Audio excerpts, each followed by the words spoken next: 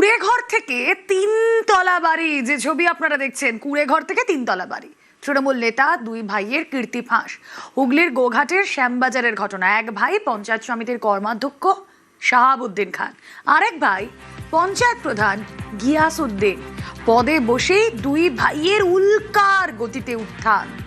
তৃণমূল জামানায় এলাকা ত্রাস এই দুই ভাই। দেদার দুর্নীতি, কাটমানি নেওয়ার অভিযোগ, আর প্রতিবাদ করলে মারধর জুটতো, বাড়ি ভাঙচুর হতো, আগুন ধরিয়ে দেওয়া হতো। পালা বদল হতেই ভয় আউট, ভরসা ইন। টাকা ফেরত চেয়ে এই বাড়িতেই পড়লো পোস্টার।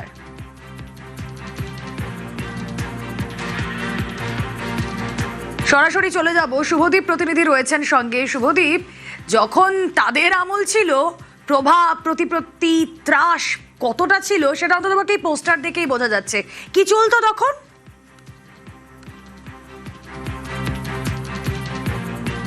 একেবারেই দেখো, বাড়ির মেয়েদের রাস্তা দিয়ে বেরোনো প্রায় বন্ধ ছিল, কারণ ওই দুই ভাইয়ের বাড়ির সামনে দিয়ে যেতে কিন্তু এলাকার মহিলারা ভয় পেতেন। রীতিমতো প্রাণ হাতে করে নিয়ে যাতায়াত করতে হতো। এমনটাই কিন্তু বর্তমানে মুখ খুলতে সাহস পেয়েছেন, কারণ মুখ্যমন্ত্রী বারবার বলছেন যে ভয় আউট, ভরসা ইন, এবং সেই ছবি কিন্তু দেখা যাচ্ছে গোঘাটের গ্রামে গ্রামে। এবং তৃণমূল দুই নেতার দাপটে কিন্তু এলাকার বহু পুরুষ একসঙ্গে ঘর ছাড়া ছিলেন, এবং এলাকা তাদেরকে টাকা দিয়ে, কাউকে 2 লক্ষ টাকা, কারো কাছ থেকে 1 লক্ষ টাকা, রীতিমতো টাকা দিয়ে কিন্তু পুরুষরা ঘরে ঢুকতে পেতেন।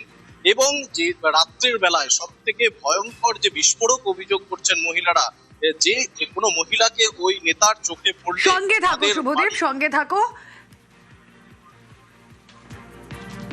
স্থানীয়রা যারা এতদিন আতঙ্কে থাকতেন, যারা প্রতিবাদ করলে তাদের বাড়ি ভাঙচুর করা হতো, আগুন লাগিয়ে দেওয়া হতো, মারধর করতো, তাদের বক্তব্য একবার শুনুন।